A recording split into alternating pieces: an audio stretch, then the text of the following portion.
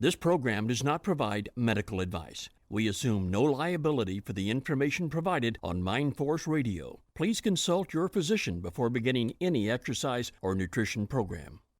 This is Roger LaPointe, and I have known Bob Whelan for many years at this point, and he is one of the most intense individuals you will ever meet. Go MindForce Radio.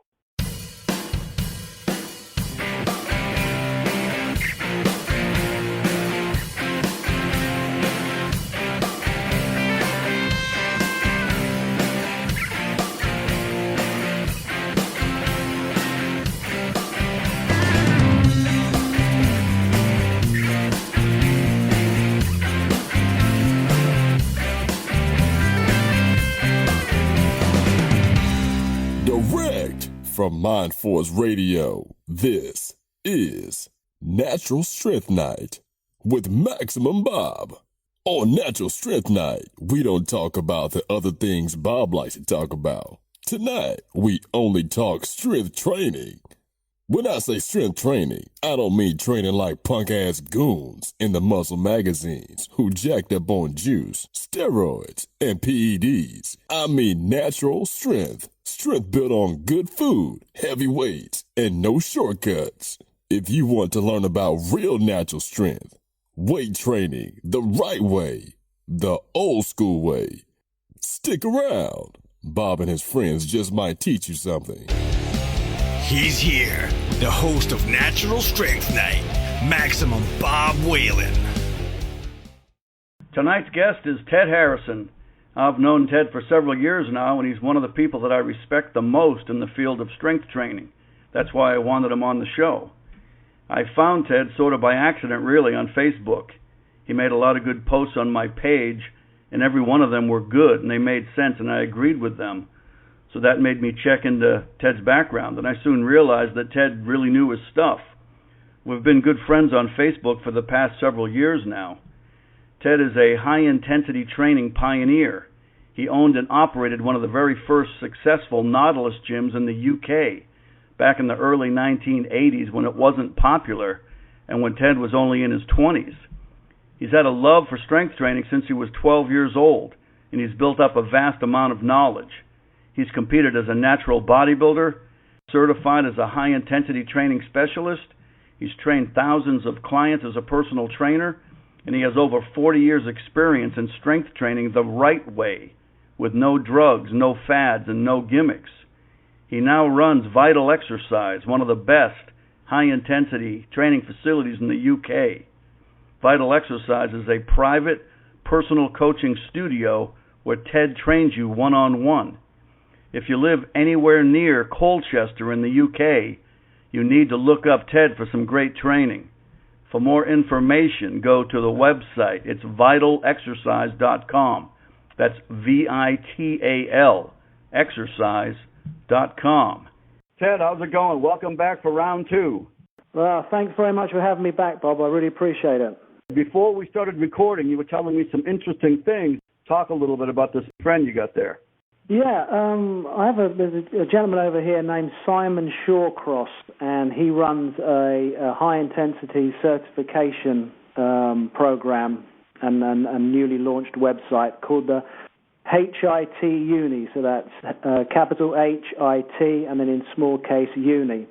And he asked me just to have a look at the website to see how professional, and he wanted any feedback. And I was just so impressed at how much work he'd done on it, and the amount of videos, the amount of exercise demonstration, and the amount of information. Because I think there is quite a lack in correct education, particularly in high intensity training. And I think Simon's done a great job. So I just wanted to let you know, Bob, and to mention him, because I think someone like that who is going to educate future trainers into the industry, they need our support because he's worked very hard at it. And I think you should give him a look yourself and just offer him any feedback if you have it, because he's a great guy and he deserves support. Could you again slowly, because I didn't even get the website clearly, but slowly say the website clearly and Pause between each letter. HITUNI.com. HitUni.com. Right. We got a bunch of good Bob. questions from listeners. The first one is, in order to gain size and strength, do I really need to eat extra protein over and above the normal requirement for my body weight and activity levels? I've kind of interesting thoughts on that. I think, by and large, eating in excess of your dietary requirements in protein, a little bit, a small percentage is necessary to facilitate recovery from hard training, cellular recovery, and shoring up the joints and tendon integrity just week to week as you're training. But I think that probably 75 to 80% of the extra protein that we all eat, by and large, is wasted. I think it is over and above what the body can use. However, the problem is that the body grows in terms of muscular growth, size and strength in spurts. It doesn't grow linearly. It grows in spurts. And I think the problem arises that when the body physiologically needs the substrate, needs the protein, it has to be available. And it needs to be available in excess of your maintenance requirements. So it's kind of like doing the lottery. You're going to waste your money a lot of the time, but you better have a ticket when it's your turn to win. And I think that is very true in terms of muscle growth, because your muscles don't grow when you tell them. You'll stimulate, and then they're going to grow either next week, they're going to grow the day before your birthday, or they're going to grow a day before or after Christmas. They make their own mind up. But you better have the substance there necessary for them to grow when they need it. That's the million-dollar question. I think When? Instinctively, a lot of us know that. When you have an extremely hard workout, what do you want to do? You want to go have some meat or have some protein when your body's craving it. Yeah. You can't always tell. But the problem is a lot of people eat like that all the time, even when they're not training hard, which is definitely not good. No. No, I mean, it's calories. The proteins are calories too, so, yeah, it's not good. That's why when you hear stories about some people who eat a lot, you have to remember that they don't eat that way every day. Usually when friends are visiting or after an extremely hard workout, it's like a special occasion type thing. When you're sort of going about on day to day, and all of a sudden you get an immense, over and above your normal appetite, you'll get an immense craving for food. Your body's sort of craving, and you can't seem to eat enough. And I think that is the body craving extra nutrients because it's ready to rebound, it's ready to grow. Yeah, a lot of us have that craving every day, though, right? Yeah. Here's the next one for you, Ted. How should I train my neck if I don't have access to a 4-way neck machine? Personally, I don't have a neck machine in the gym. I've used the 4-way neck machine. I never really got on with it myself. I felt it very jamming on my neck, even altering the seats, the seat up and down. I couldn't really get on with it. So I use a neck strap, and I superset extensions on the neck strap with flexion by holding a small plate with a towel on my forehead, and I just go back and forward. I'll build the weights up. I'll start with one plate, and then on the neck strap, and then I'll lay down on the bench and start with a 1 1/4 for the flexion, and just back and forward over 3 supersets, and then finish with a nice. I like to lay on the bench and with my head off of the bench and my chin pointing up, and just twist my head from side to side after I've done 3 or 4 supersets of extension and flexion. And that really burns the neck, really tires it, and that works very well in my opinion. You ever try manual resistance? I have, yeah, and the problem with that is, as you probably know, Bob, it's finding someone to do it right. That's exactly right. You can also do it to yourself. So I've done that before with myself. You can do your own with one of your hands on your forehead and one of your hands in the back of your head. Try that sometimes. You can actually do it to yourself. Yeah, I'd like to try. That sounds good. Yeah, I mean, I'm a big fan of training the neck.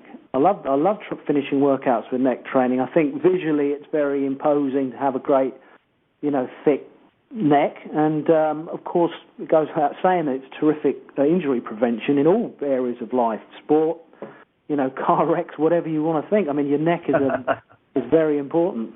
I agree. It's one of the most neglected areas. A lot of times you'll see someone with a very developed body but with a skinny neck, and it just doesn't look right. Yeah, absolutely. And really, if they spend 10 minutes at the end of their workouts twice a week working the hell out of their neck, visually it looks very imposing. Any contact sport, football, rugby, martial arts, hockey, anyone who's involved in any of these sports, in most sports, should be working their neck as one of the high priorities of their training, especially if you're playing football. You shouldn't even be playing. I think most people now that play football automatically work their neck, but just in case there's anyone out there who doesn't, you should make that a top priority.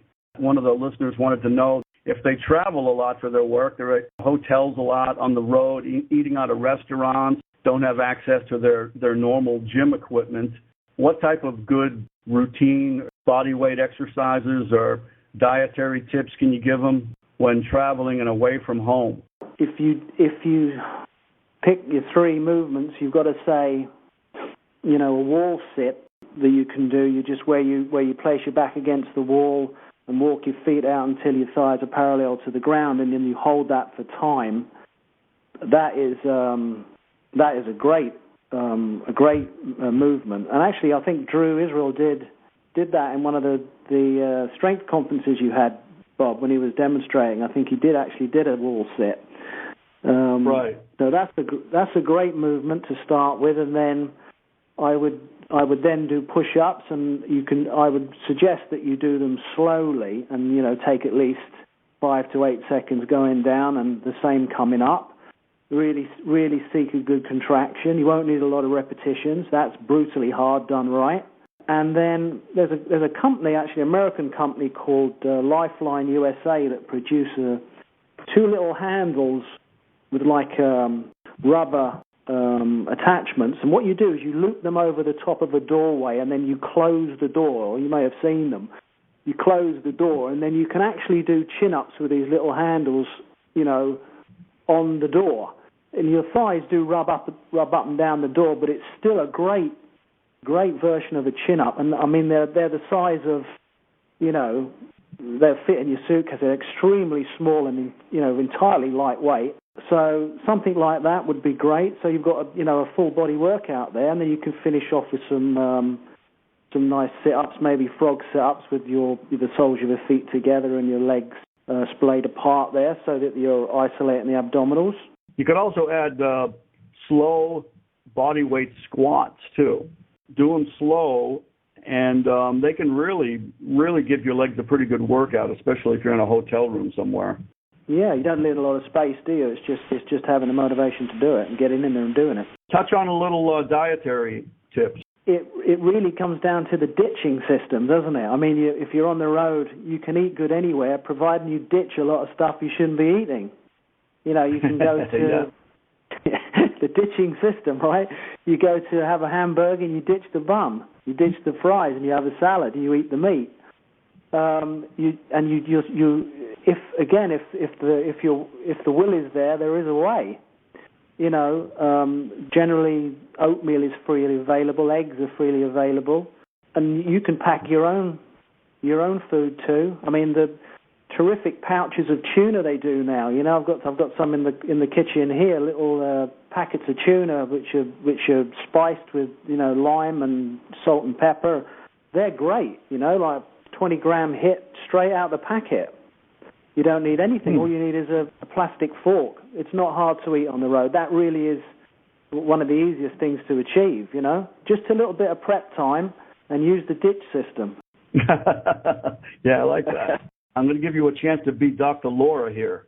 You're going to be a free psychologist. Okay, the question is, I have recently broken off from a long-standing relationship. I've always worked out and kept myself in good shape, but now, in the wake of a split from my girlfriend, I can't seem to find the motivation to get in the gym. I'm eating junk food all the time, drinking beer every night. Have you any ideas on how I can regain my desire for hard training and help me break out of this funk? Well, firstly, I'm very sorry to hear that your relationship has broken down, but I'm pretty sure that a little way along the line you'll find somebody else. Keep your head up, because there's plenty of fish in the sea, and that's very true. As far as your training is concerned, who says you need the desire? Who says you need motivation? You don't need motivation or desire. You just need to get your ass in the gym. Don't wait for motivation. We all need motivation, but I would say, in the thousands of workouts that I've had, maybe only a quarter of them I was entirely motivated to go and do. You do it because it's part of you. You go and see a Rocky film, you come out, you're motivated to train, but that doesn't happen very often. You don't need motivation. Don't wait for that. Just go to the gym. Don't set high standards, and just warm up. Go through a definite planned routine, so you have a sense of accomplishment at the end. You completed something, and just show up. Just drive to the gym, or go to the garage, whatever you're going to do. And that's right, Bob. You agree with that? The main thing you got to do is what you said. The main thing is showing up. That's 90% of the battle is showing up, because it's so easy to make excuses. A really good quote that I had on my gym in D.C. is, motion creates emotion. A lot of times people having problems or going through, what this guy has, relationship problems or any kind of a problem, that can make you feel down, or that can become an excuse to not train, and then you're waiting to feel motivated. Well, if you're waiting, you're not going to ever feel motivated. A lot of times you got to move to make yourself feel motivated. So if you want to feel motivated, you start moving. The motion will create the emotion. Then it becomes a habit. But I like what you said. You also have to start slow. Just what I always tell people, to make the first couple of workouts short and easy, and just build up some confidence, and just build up some momentum. And once you get that first workout in, build up some confidence and feel good about yourself, and then just take them one at a time, and hopefully you'll start building up your habit again of training. You'll start feeling better. I think I've had lots of clients who were depressed, and after one workout, they feel so much better. Yeah. I mean, you never come out of a workout wishing you hadn't done it. Really. I mean, it's a case of getting in there, and look at training as a friend. I mean, I know it has for me. I mean, it gets you through stress. It's somewhere you can go. I remember Sugar Ray Leonard said that training was the only time that he really knew what he was doing in his life. That routine of training. That's correct. Henry Rollins wrote a great, I'm sure you know that article, Bob, the Henry Rollins article called The Iron. And that is a great piece of writing, and it lays it out of the philosophical aspects of it, the psychological aspects of training. And you don't need to be motivated. Just get your ass in the gym, excuse my language, and the training will take care of the rest. Yeah, I have that on the wall of my gym. That article that he wrote, The Iron. That's one of the greatest articles ever. I love that article. Wonderful, isn't it? It really sums up how you feel about training. It does for me. I love the first just the way he opens it with that opening paragraph is just kick ass. And the whole thing just goes right through. It's on the wall of my gym even now. I usually have all my clients, and when they have the orientation, that's part of it, is read the Henry Rollins article. That's great. For the next question, we're going to revisit something that we've been talking about with some of our previous guests, and we were going to talk about it on our last podcast before we had too much sound trouble. But we're going to revisit the stretching question, which is a hot topic right now. And we talked about this earlier, but I don't mean warming up, okay? We all agree that you should warm up, but there's a wide variety of opinion when it comes to stretching before strength training. And you're going to get some people like Drew who love to stretch for like 20 minutes, and you're going to get other people who don't stretch at all, but they still warm up. So I was just curious, what's your opinion on stretching before strength training? Unnecessary, in my opinion. It's unnecessary. After strength training, muscles are warm. If you feel it's of benefit to you, then and it doesn't injure you, and you feel it increases your range of motion and your ambrability, then fine, do it. Personally, with myself or my clients, I don't do it. I know my girlfriend, Lorraine, she's a very serious trainer, and she stretches. She stretches before and after, and it's certainly doing her no harm. I never had any tangible benefit from it. It didn't prevent injuries. You know, I hurt my back when I was stretching. I've hurt my back when I haven't been stretching. But I think the back pressure from leg pressing and squats exerts a tremendous amount of stretch for the lower body. And I think I do dips, and there's a lot of back pressure there. And I think you can get a lot of stretching just from correct strength training. I like that quote again from Doug McGuff, where he says, just because you can get your body into a position doesn't mean to say you should.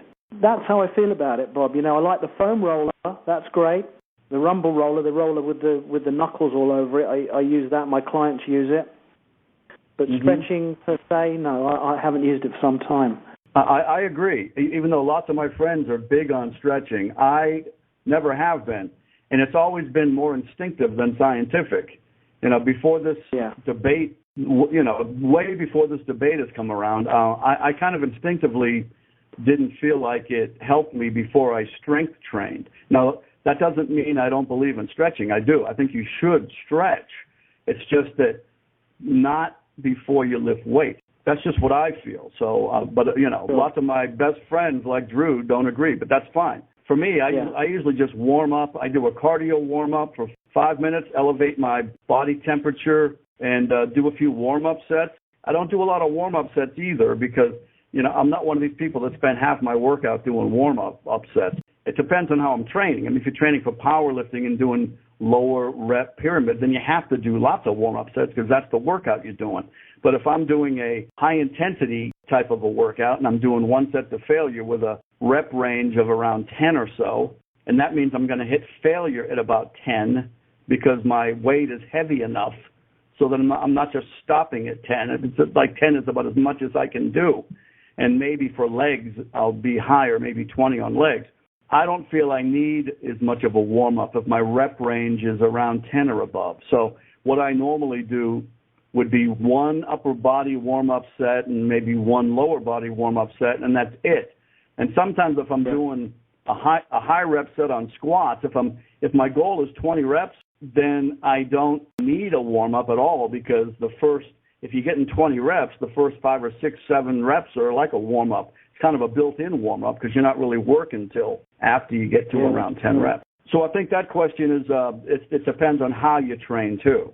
I think, someone like Drew is very difficult to argue with that because he's so imposing and so strong that, if he was sat down with you talking about stretching, you'd be inclined to give it a shot. I think I would because you see someone like that who's obviously doing so well and is so strong. But I think also there's a lot of, again, psychology in this. So it's kind of like a pre-game ritual, and you don't feel right unless you approach the workout with that ritual. You have your coffee, you go to the gym, you do this specific pre-workout ritual, which involves stretching, maybe a little bit of work on the bike, and everything begins to fall into place. When you actually attack the workout proper, you're ready. It's kind of like swinging the bat back and forward. There's a lot of psychology in this stuff, isn't there? I totally agree, and it's what makes you feel comfortable, and it's also what you enjoy. I think what Drew does is great. That's why I have this question on here, and I've repeated it because I love getting the different opinions, and it just kind of shows people. It's the same with strength training. There's all kinds of different ways to train. This is just one of them. See, there's no right or wrong answer with this question. This is just to give people an idea. There's many ways of doing it. I always tell people, follow your own instincts. You have to, do what feels right for you. Like, if you have lots of injuries, see, a lot of people don't know this about Drew, but in his past, he did have lots of injuries. So he's found what works for him and keeps him from getting injured. So, once you find that formula from trial and error, some people who get injured a lot might find that doing 15 minutes of stretching before your training might prevent you from getting injured, and that might be part of the solution for some people like Drew, and that works. So they shouldn't stop; they should keep doing it. Other people like you and me have found through trial and error that we get our best workout the way we do it. So that's why it's good to keep a training log and listen to your body and follow your instincts. Yeah, I agree 100%. Now, Ted, buddy, we get time for one more question. The question is, what speed of motion do you usually use? For myself, I don't really think about it anymore. After, 40 years of doing this stuff, whatever exercise I'm doing, I just know how I want to move with it. I don't mean that to sound egotistical. It's just something you pick up over time. And I've tried slow. I've tried 2-4. We all have done all these different movements. But I guess if someone were watching myself train, then you would say he lifts the weight under control and he lowers it a little slowly. I feel it on the negative and I push it under control. I'm not explosive.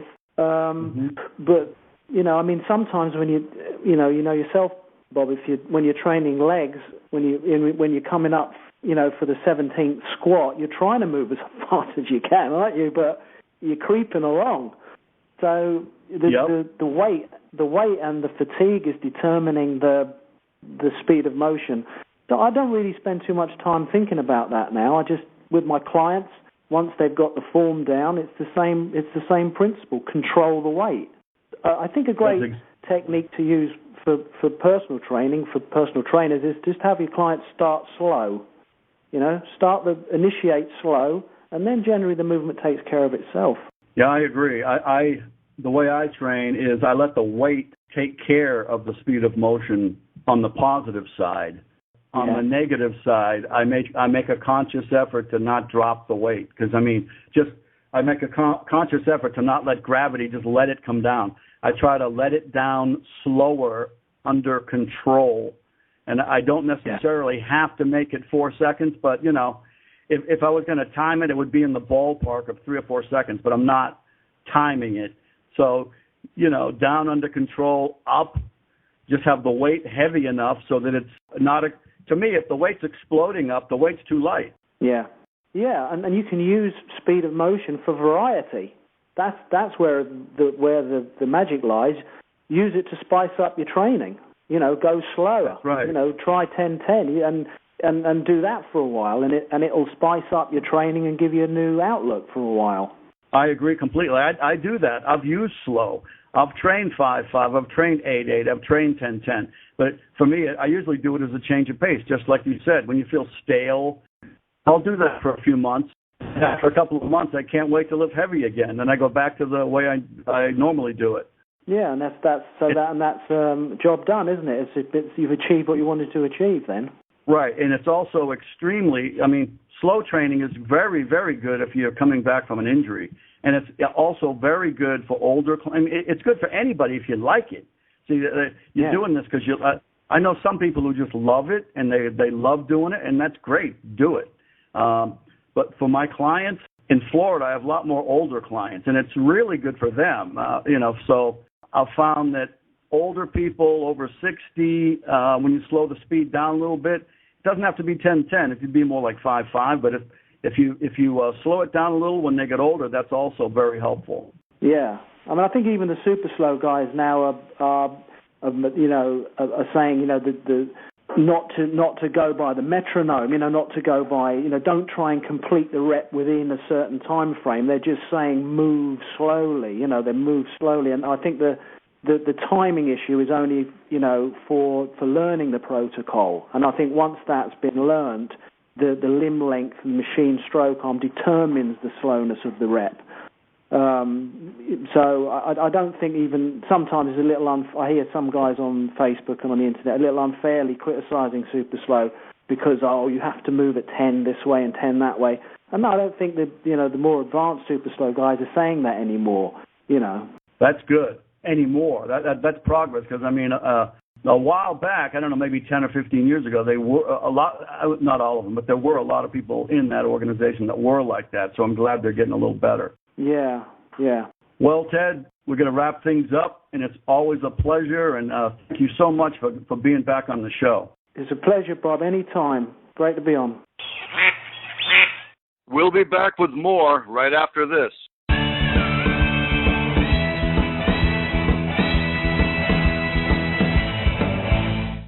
This segment brought to you by VitalNutritionStore.com. Did you know that more than 7 million Americans suffer from coronary heart disease, the most common form of heart disease?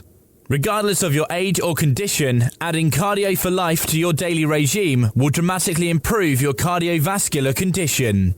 Cardio for Life has been the top-selling L-arginine product in the marketplace now for more than 3 years. It is also the top-selling product at VitalNutritionStore.com. Formulated by Dr. Harry Elwart, the best-selling author of Let's Stop the Number One Killer of Americans Today, Dr. Harry believes together we can prevent and reverse heart disease. Cardio for Life comes in 3 wonderful flavors: orange, peach, and grape, and is gluten-free, sugar-free, and sodium-free. Please see our complete line of natural products at VitalNutritionStore.com. That's VITAL Nutritionstore.com. Randy Roach shocked the world with the release of his first volume of Muscle, Smoke, and Mirrors several years ago. It was a masterpiece of over 500 pages with such in-depth research and detail that it was not only surprising, but shocking and mind-blowing. It was truly one of the best Iron Game history books ever written. He followed that with Volume 2, another epic book with over 700 pages of equal depth and detail. All serious Iron Game fans need to have these books. Please visit Randy's website at randyroach.ca. That's RANDYROACH.ca. Listen to how Iron Game legend and the Iron Master editor Osmo Kehaw describes the book Supernatural Strength. Have you ever wondered how much real-world experience authors have when they write books about weight training? Who is that person behind the computer? What do they really know about the Iron Game? If you picked up this book, Supernatural Strength, you have definitely come to the right place. The author, Bob Whelan, has spent several decades in the Iron Game trenches training himself, competing and coaching in powerlifting, earning academic credentials too numerous to mention, and thousands of hours of training and instructing athletes and trainees of all levels at his Washington, D.C. gym since 1990. He's not only devoted his life to motivating and pushing people to heights they have never been to, but elevating the trainees' understanding why certain methods work better than others. Bob is one of the most respected and revered trainers in the business today. This book is sure to surprise and amaze you at the same time. Order now at supernaturalstrength.com. That's supernaturalstrength.com. Don't you think it would be so much easier getting into shape if you had a personal coach? Just like all the celebrities do. Well, now you can. Bob Whelan of webstrengthcoach.com wants to get you out of your rut and coach you to success. He's dedicated to helping you achieve your strength and fitness goals through your hard work and his expert guidance. Bob will help you with strength training, muscle building, fitness, nutrition, and motivation. He'll make sure you achieve your maximum physical potential. You can get one-on-one training with Bob through his website, webstrengthcoach.com. He will develop a personalized program tailored to your individual needs, a program right for you. Bob will give you feedback after every workout. This is old school fitness and nutrition, no fads and no gimmicks. Bob will use proven natural techniques to make sure you are satisfied. So visit webstrengthcoach.com today and let Bob help you reach your best self. webstrengthcoach.com. Do you enjoy history without social engineering? Reading about our founding fathers? Economics from a capitalist perspective? Wisdom from modern patriots? Welcome to UncleSamBooks.com, where virtues like rugged individualism, hard work, and the American dream dominate. UncleSamBooks.com. Great books for homeschooling. UncleSamBooks.com. If you want to become as strong and muscular as possible with health in mind, and without lowering yourself to using steroids, The best advice can be found in the classic strongman books of long ago. These are the best books ever written on the subjects of strength training, weightlifting, strongman training, iron game history, and old-time physical culture.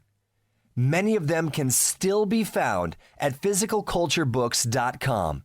There you will find good, honest, time-tested wisdom from the great old-time strongmen. To maximize your natural muscular and strength potential, please visit physicalculturebooks.com. Listen to Ken Manny, head strength and conditioning coach at Michigan State University, describe the book Iron Nation. A masterpiece text on some of the most intriguing and compelling personal stories, iron game history, and gut-wrenching training routines ever put to paper. If you truly love hard training without all the frills of pomp and circumstance so common today, you will love Iron Nation. Written by lifters for lifters. If you love weight training, you will love Iron Nation. Order now at ironnation.com. That's IRON nation.com. If you would like to promote your business on Mindforce Radio, we would love to hear from you. Please let us know if you are interested in a 30 or 60-second voice commercial or a banner website ad. Please contact Bob using the contact information provided on mindforceradio.com. You're listening to Natural Strength Night on Mindforce Radio.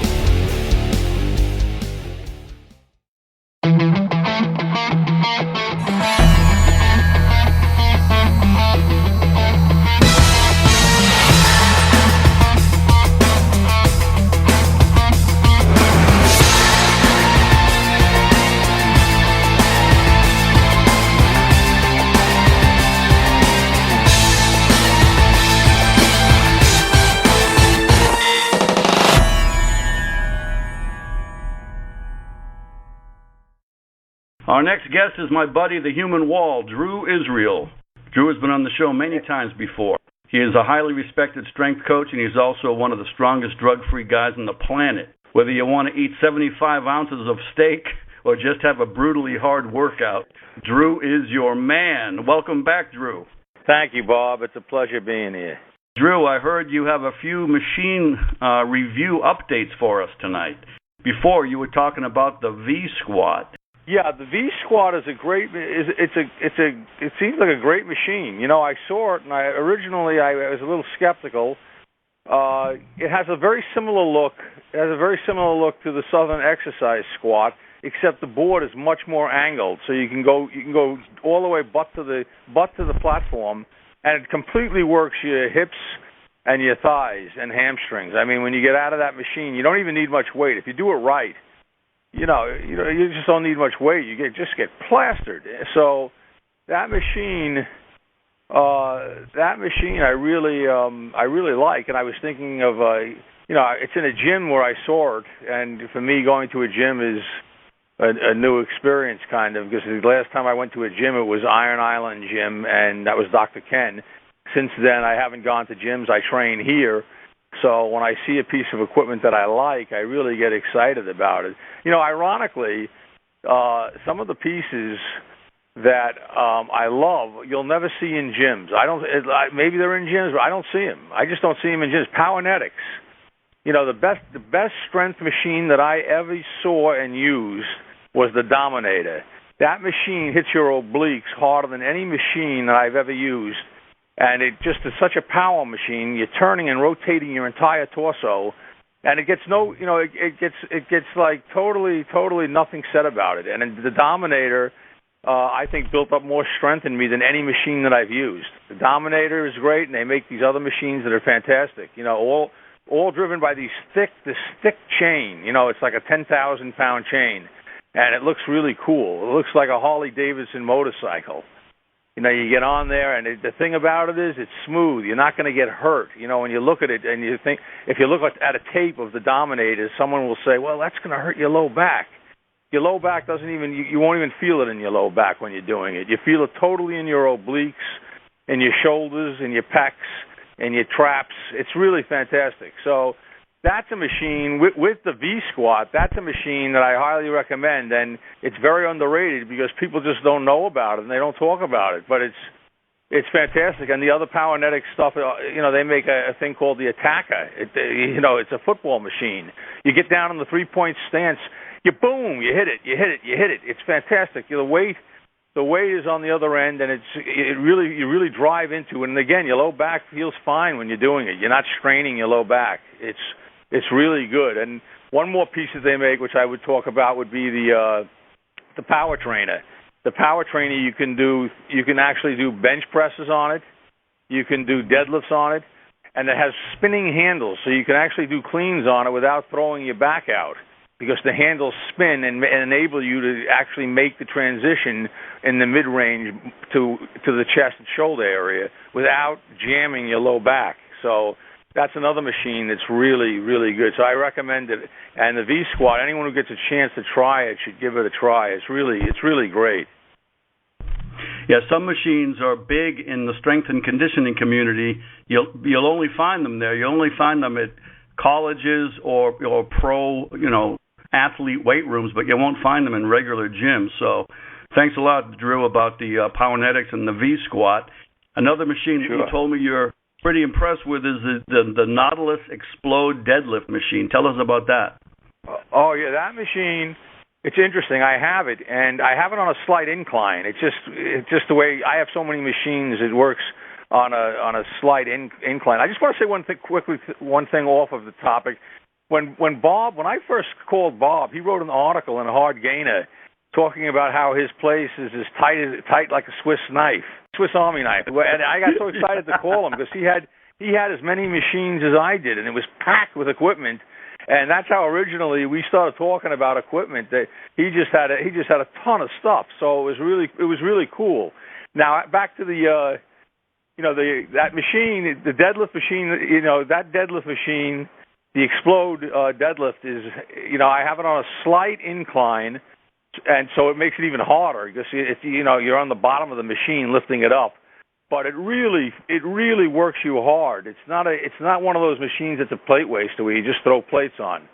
If you do it right, again, it's like one of those things. You have to train these machines right because any machine can be butchered. Any machine can be cheated so badly that you do things that you really aren't even doing. It just appears that way, but the weight's really not going up like that. So if you do it right and do it with good form, this machine is really, really effective. I mean, I feel it in my traps, I feel it in my legs, hips, back, and and again, I'm on a slight incline with it, but you don't have to be. And the machine, the machine usually gets taken by people is the hammer strength deadlift piece, and this is a bigger version. It looks bigger than the hammer strength deadlift piece, and I like it more. I feel it's harder.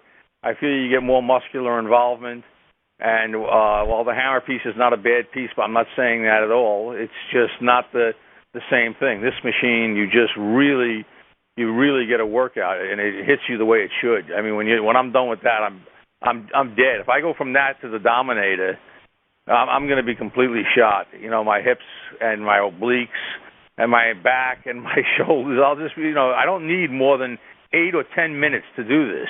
I can do both those machines, and literally, that's a great workout where my whole body will actually be sore, and that's off 8, 9, 10 minutes of work. The problem is most people just won't believe that they can get it done in 8, 9, 10 minutes. They think they have to do it, and there's nothing wrong with taking an hour to do a workout. But, people just won't believe, though, that you can also get it done in 8, 9, 10 minutes, and you really can.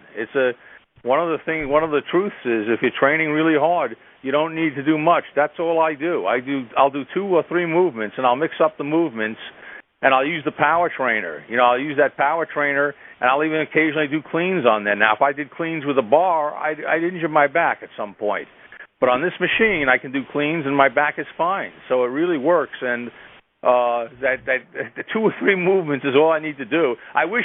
Listen, there's a part of me that wishes, I did an hour's worth of training, 45. I love training, but what satisfies me is the results are great, and I'm exhausted after I do the 2 movements. So, that's all I really have to do. And I'll do sets of 30, sometimes sets of 50. I mix it up. So it's not just a set of 20 or a set of 15. There are times where I'm doing 50 reps in the Dominator, I'll do a set of 50 rotations, and I'll do a set of 50 in the deadlift, and that's going to be brutal. That's all I really need to do. Drew, I love the term you just used. Another classic. You said it's not a plate waster. That's a great one. 'Cause I know some of these machines, especially leg press machines, you got to put the whole gym on the machine just to get enough weight for a workout. So I love that, a plate waster.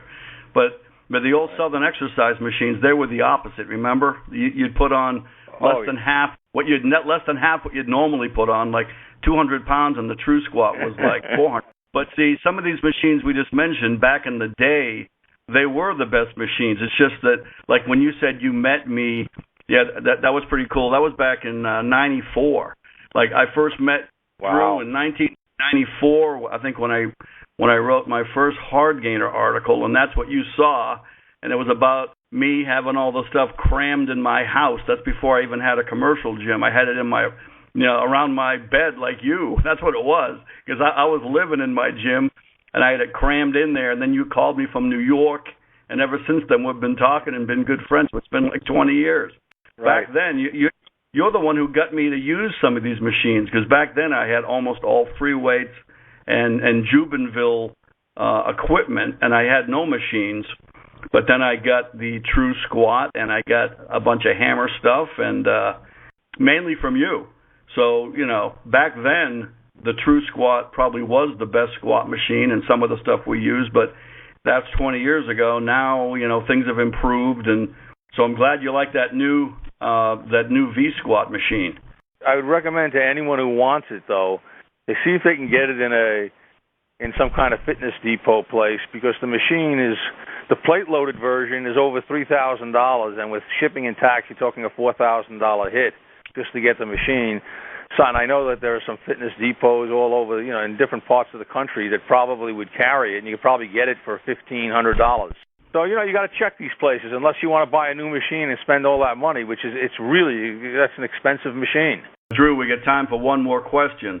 Speaking of expensive machines, but great machines, let's revisit our trip to the DeLand area. Remember the trip you and me made when you were down here visiting me? And let's revisit your favorite machine, the Pit Shark. Oh, yeah. Bob and me went down. When I was visiting Bob, we found out where the inventor of the Pit Shark is, and he welcomed us to his house. And yeah, that's a great machine. The Pit Shark, if you're going to do hip belt squats, there's no hip belt squat out there that's as good as the Pit Shark. It's so smooth, and it hits you so hard. But it has a feeling of it doesn't have the feeling of like the typical hip belt squat. It's it really is a great machine. I recommend it. You can also do deadlifts on it. You can do deadlifts, and you can do hip belt squats. You can do prone rows. He sells a board that slides into the machine. You can lie on the board and do prone rows, and it'll hit you really hard. And he's even made it now. He keeps changing it up and adding things to it. So now there's another thing you can do on there. He just added it recently, and I have the version where I can do the prone rows, and I can do the deadlifts, and I can do hip belt squats. And he has a thing where you can do pull-ups, or you can do actually like chins in there.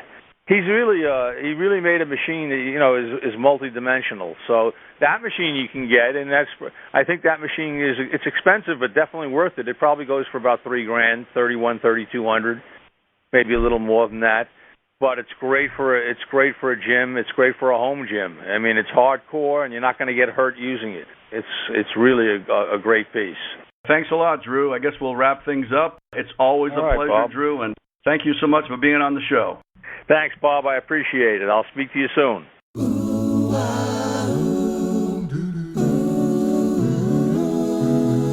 Don't be a flamingo. You have to do your squats. Don't be a flamingo. Real lifters work their legs.